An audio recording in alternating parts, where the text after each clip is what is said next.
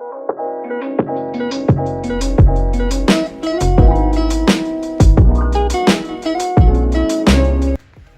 right, today we're going to talk about the hidden curriculum at camp.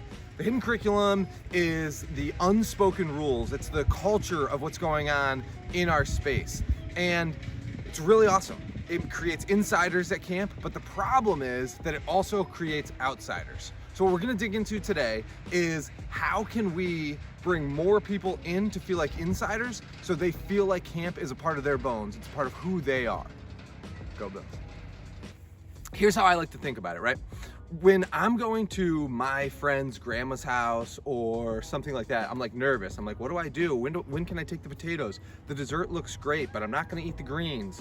How do I know what to do, right? What I wish could happen is that when I go to my friend's grandma's house, my friend would sit next to me and walk me through each step of the way, right? They can be like, yo dude, so here's the thing. You don't wanna get up from the table until you're dismissed. Grandma really cares about putting your elbows on the table, so just don't do that. And I know you don't really want to eat the greens, but if you don't eat the greens, she's gonna make some snide comment about the dessert later, right? So my friend kind of narrates for me as a host in the space how to go from it's kind of uncomfortable to be here to you get to experience all the best parts of being at grandma's house, right? Because when we go to new places, when we interact with new cultures or new ideas, we're not sure how to kind of get the best out of them until we kind of get used to it, right? If you've ever been to a new country or transferred high schools, you know what this is like, right? Imagine you're going into a high school cafeteria. And if you went to that high school for a long time, you know that the jocks sit over here and the kids that listen to heavy metal sit over here and the freshmen aren't allowed to sit in the back or whatever might be the case, but there's no signs above those tables. And you can imagine walking in and sitting down at one of those tables that you're not welcome at, and people are gonna look at you weird, but they might not like say it right away that this is only for these kind of kids or whatever. But that's kind of the unspoken agreement. And so what we wanna do at camp is try and figure out what those unspoken agreements are and then illuminate them so that everybody knows what's going on and can maybe sit at different tables or have more opportunities than they might have if they can't quite figure out these unspoken rules. You might be wondering, wait a minute, what is this hidden curriculum? I'm gonna turn it over to my friend Sylvia and her drawing video. Sil, take it away. Sylvia Van Meerten has been speaking about the hidden curriculum since 2010. She says the term hidden curriculum refers to all of the unspoken expectations in a specific place or in a group of people. Humans are complicated behavioral beings, and we use our behavior to communicate with and evaluate each other. We somehow know that we can behave differently in different places, such as a library or a party or a church. We know without being taught that we can make loud jokes and give big bear hugs at a party. But if we try that at a library, we get shushed or frowned at. We can often tell who we will be friends with just by watching them. Why does this matter?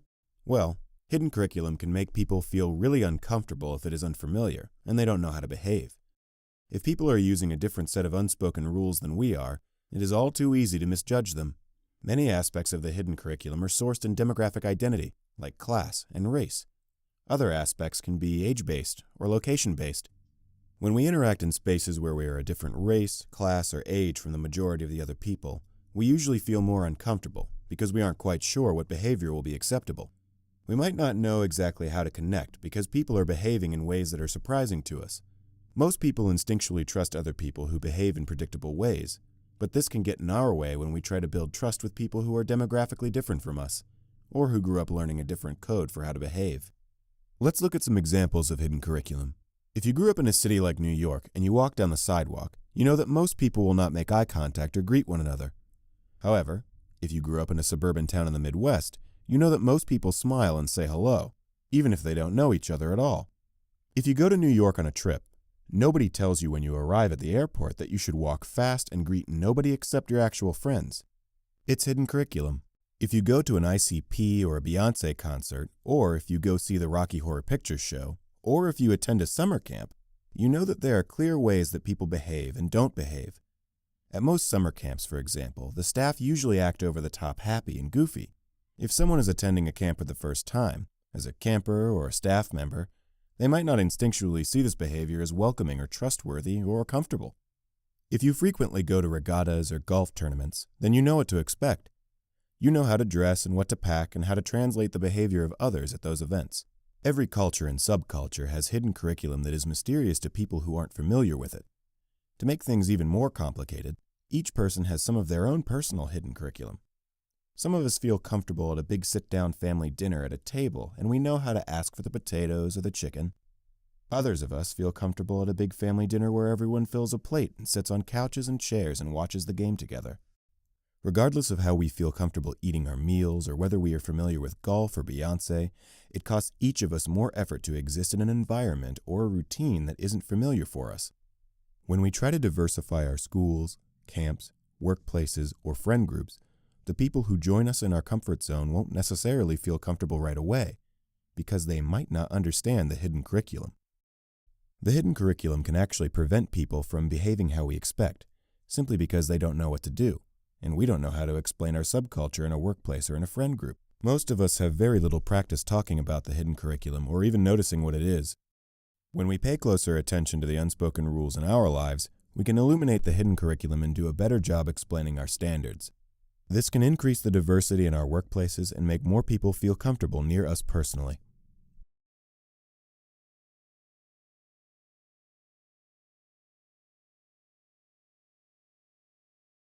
Thanks, Sil. But I still don't quite understand why the hidden curriculum matters. Can you help me with that? All right. Why does the hidden curriculum matter? It matters because the hidden curriculum is the culture of your group.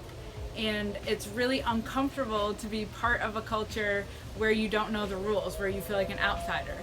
And at camp, being an insider is like the most important part. So when we can explain our hidden curriculum and we understand that other people might be used to different hidden curriculums, we can include more people in our camp family. And not only does that serve each of us, but it serves the larger community. Because what I mean by include more people is include people who don't traditionally come to camp. That means the traditional camp people, right, are middle class white kids. That's who comes to overnight camp.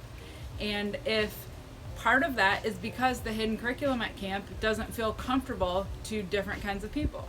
So when we make our hidden curriculum more obvious and when we understand that people are coming from different hidden curriculums, it means our camps can be more diverse and our experience can be richer.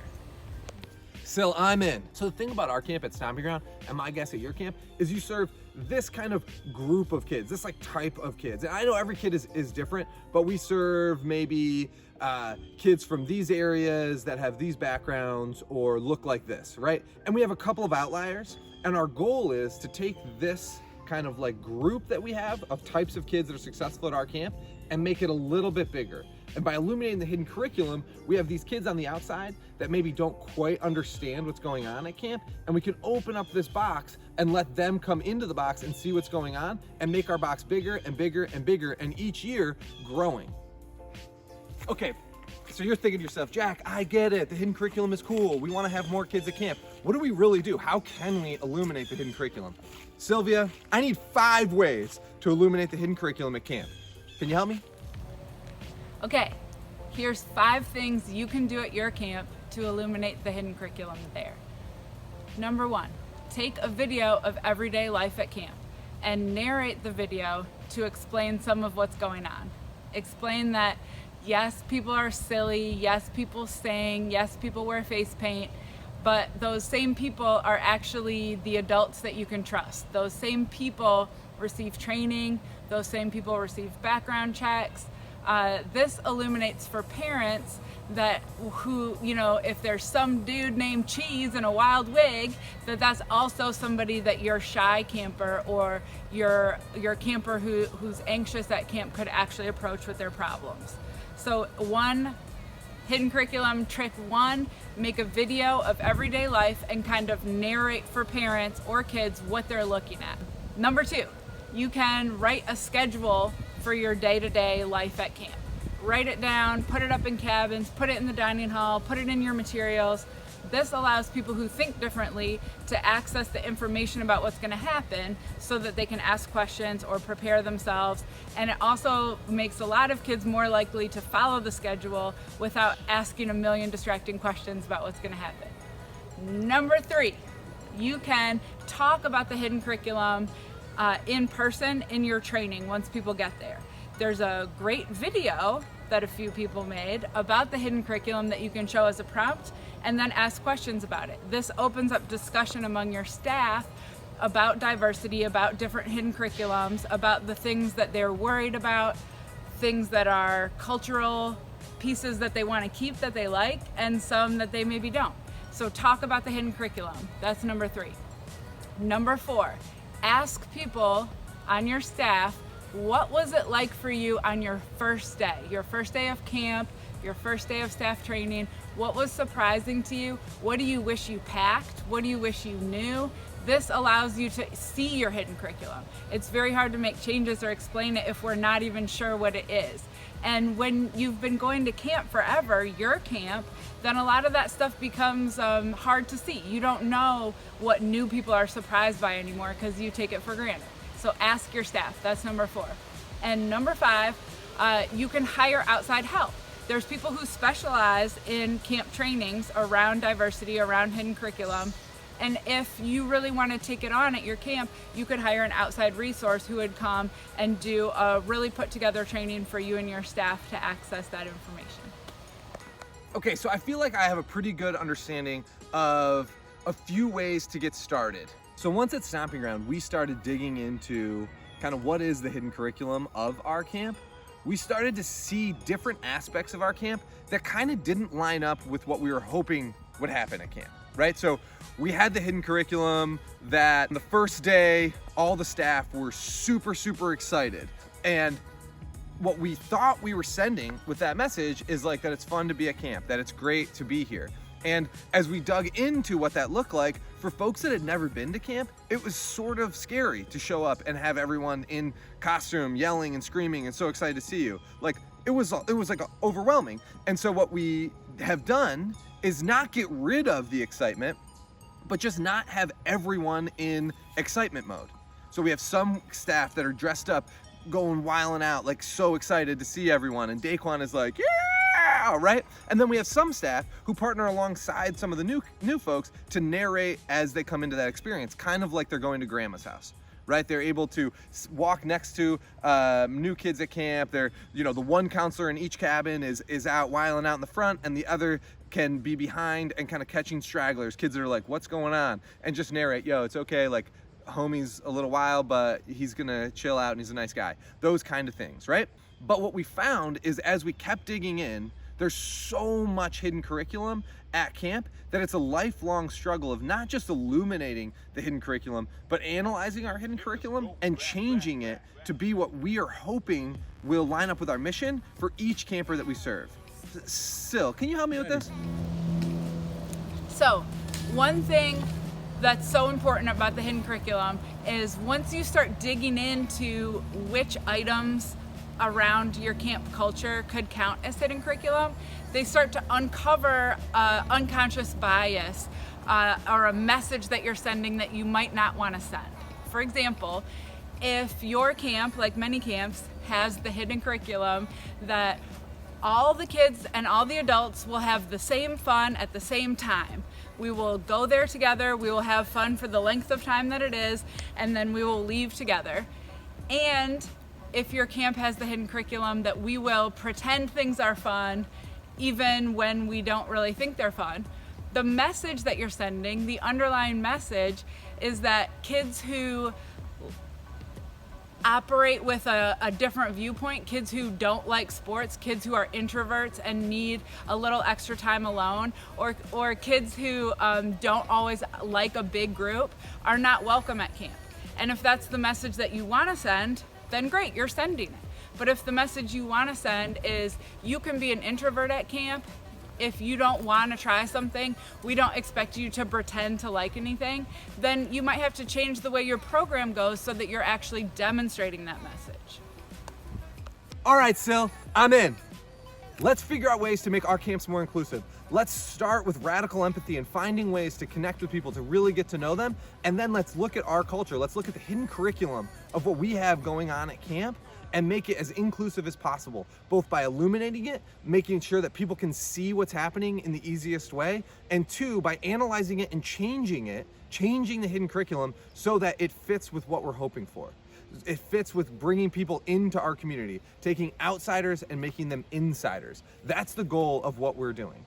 I hope that from this point forward, we can go out and we can do everything we can to make camp a place where outsiders can become insiders. Not so that our camps aren't fun, that they aren't exciting, that they aren't different, but that we have a path for outsiders to come in and illuminate the hidden curriculum along the way and be really excited and leave as the kind of excited, dedicated alumni and campers that we know we all have. Just how can we make that funnel a little bit bigger so that more kids can love our camps? You can do it. It's gonna be awesome.